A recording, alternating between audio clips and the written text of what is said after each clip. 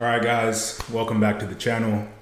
I haven't made content in a really long time, so I want to take this first video to share with you guys a lesson that I'm finding very valuable. It's a lesson that is taking me quite a long time to develop. So with that being said, let's just get straight into it.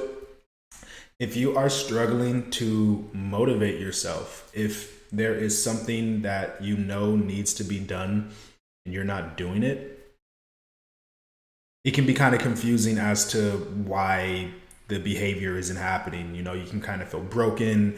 You might feel like you're incompetent, like something's wrong with you.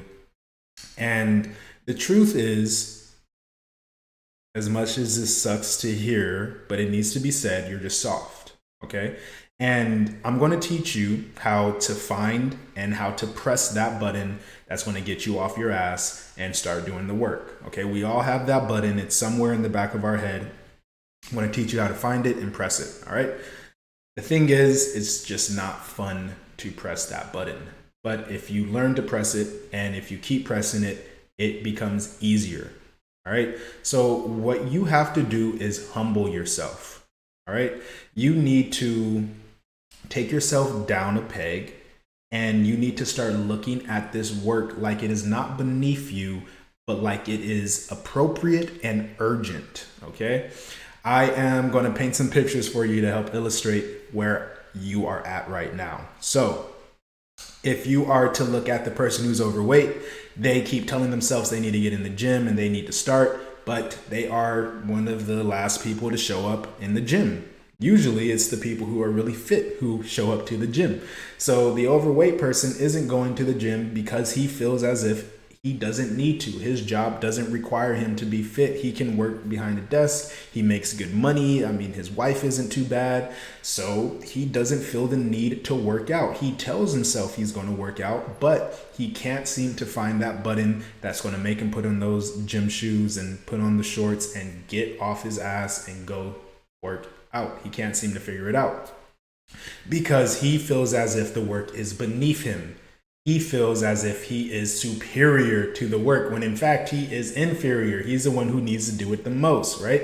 This is the same for a lot of people. So if you are living in your parents' basement and you don't make any money, but you have no drive to get off your ass and go get a job, it's because you feel like you are above working, right? You have decadence. You've been pampered and privileged your whole life, and now you feel as if you are above a certain amount of work. If you're struggling to get girls and you're watching porn and you're paying OnlyFans models, but you don't have a girlfriend, right? You don't feel motivated to talk to women. It's not that you're gay. It's just that you feel like you're above women, but you're the dude who's gooning for like 12 hours all day, right? You are the one who needs to be motivated the most to go talk to girls, but nonetheless, right, you feel superior to the activity, right? So you need to humble yourself. If there's something that you know you need to do and you're not doing it, it's just because you need to lower that action threshold, right? You need to make it more critical that you act. Okay. And the way that we do that, again, I told you in the beginning, this isn't fun, but this is what we have to do. I'm going to operationalize this and teach you how you can like do a rep of humbleness, of humbling yourself, of inspiring humility. What you're going to do is get some sticky notes, get a Sharpie, and you're going to get a mirror, and you're going to write down all of the things that are painful and uncomfortable and make you feel awful about yourself. You're going to write them all down on a sticky note. So these things don't even have to be necessarily true. They can just be things that make you feel bad. All right. We're really just looking for the emotional reaction from yourself. Right. And the point is, you're going to bully yourself. Right. You're going to use the slurs. You're going to call yourself the beta. You're going to call yourself the loser, the bum. Right. Whatever it is, whatever that word is, that's going to put that knife in you and twist it. That's the word, right? It's going to be specific to who you are and what your insecurities are, but you're going to be truthful.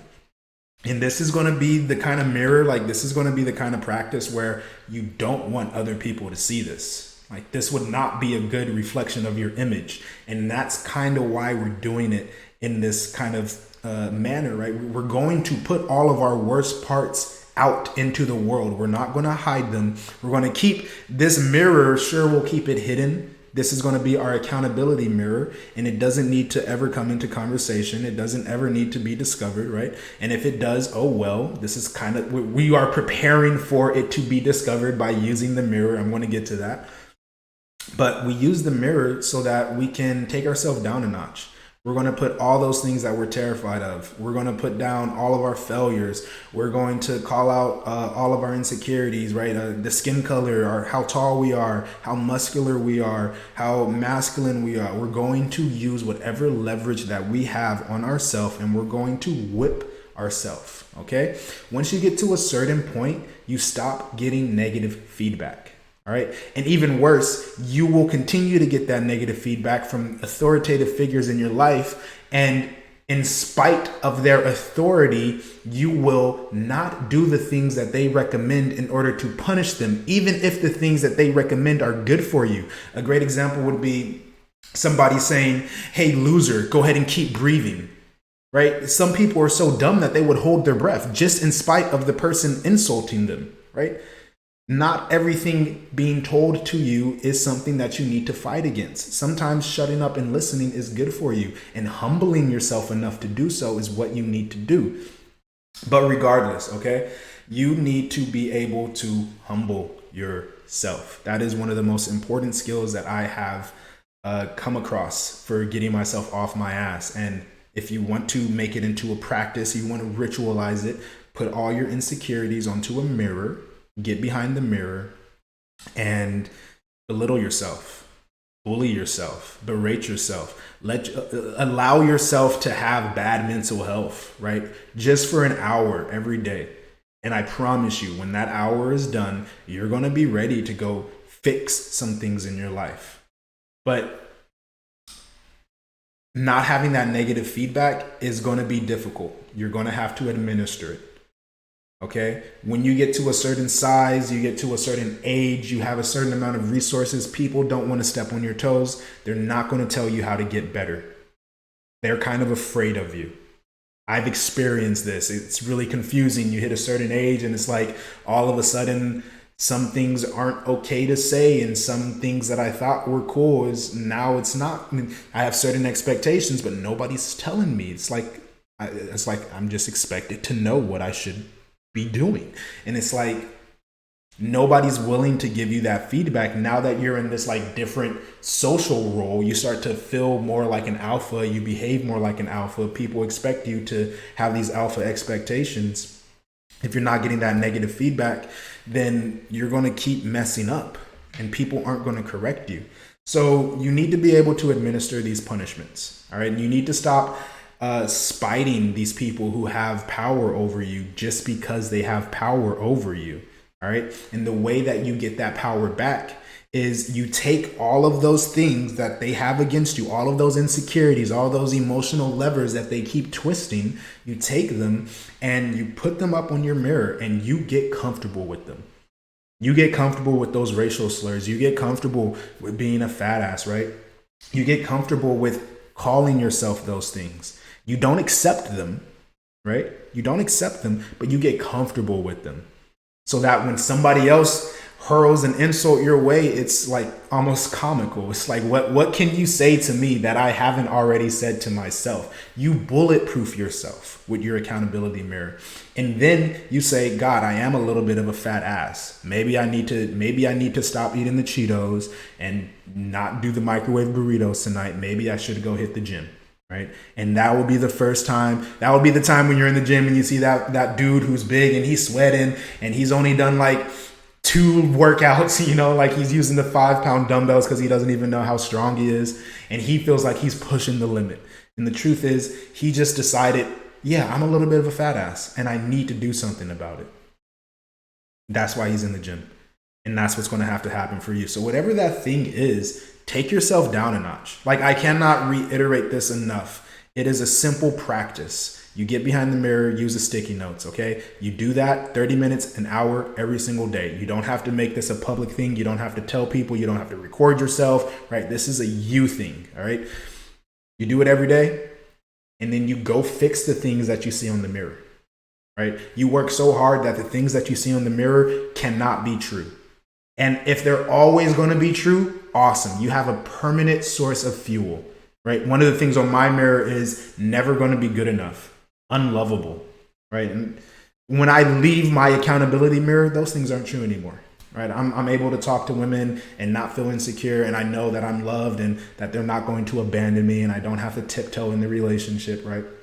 And I can be more dominant. I know those things. But when I'm behind the mirror, I am small, I am weak, I am pathetic, and I need to get better. All right? You need to be able to give yourself that whipping, because at a certain point, nobody will give it to you. All right? And until you can acquire enough resources to get into a new circle where you do have people who are better than you and they're willing to give you those whippings, right? It has to be you. All right? But that is going to be the single best piece of advice that I could give you. And I guess just to add on top of that, just to add a bit more credibility to it, every single time that I have really like locked in and, you know, I was like in my grind mode, and I had like a season where I was just doing everything correct, it was when I was ridiculing myself the most. It was when not only did I have like this positive momentum, I was getting these positive reinforcements from my environment. I was getting more kudos and more praise and more money because I was doing the right things. But internally, I was telling myself that, oh my God, this girl treated me like this. It must be because I'm too feminine. I need to work harder. I need to stop being so soft. I need to be more of a man. I need to do this and that. And I was like pushing myself constantly. When I was ridiculing myself the most, that's when I always have been the most motivated. And you know, I'm a young man. I have a lot of my testosterone is 713 nanoliters per deciliter. However, 713, that's my number. So you know, not too bad, not the highest, but you know, definitely not low at all.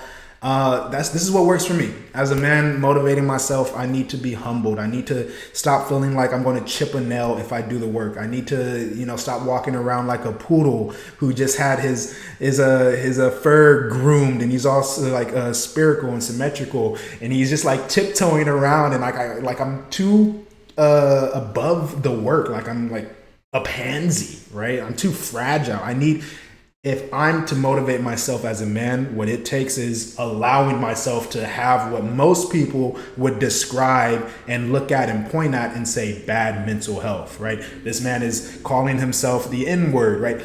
But for me, that's the only way to get off my ass. And I feel like a lot of young men are lost and they're confused because what they need to do is obvious, and the way they need to twist that knife is pretty obvious, but they've been taught since birth, you're not allowed to think like this. You're not even allowed to think about suicide. If you think about suicide, you need to go to the doctor. And it's like, if you were to read some of the old Stoics works, they recommend you should see suicide as an option always, because it is a sense of freedom, knowing that you can escape whenever you want. It's liberating. For me, it's liberating. It doesn't make me want to kill myself. Contemplating my death and my ability to take away my life, and the fact that maybe I'm not perfect, right? Allowing my mind to go into that area is beneficial. It allows me to get a perspective that is necessary for me to execute. And a lot of modern media, they're telling young men, hey, don't think like that. You should always look at your mental health, and you know, everything should be rainbows and sunshines and super fluffy. And that's just not how it works for men. All right. This is not how it works. You need to grit your teeth. You need to suck it up. You need to stop being a bitch. Stop being a pussy. You don't need somebody to hold your hand. You don't need somebody to give you that hug and wipe away your tears. You need to do it for yourself, quite frankly. That's all that I have for you guys. This went on a little bit longer than I expected. Hopefully you got something good out of this. Make sure you like, subscribe, share this with a friend. But really what I would love for you to do is leave a comment. Okay, I'm a small YouTuber. I appreciate all of the feedback, like genuinely knowing what you guys think and knowing how you guys feel is what's most important to me. I want this to be a community, right? And I need the feedback, right? That's the best part about uploading these videos, is seeing how you guys respond, seeing how it's helping you guys. So please leave a comment down below. Let me know what you guys want to hear me talk about. With all that being said, I will catch you guys in the next one. Peace out. Take care.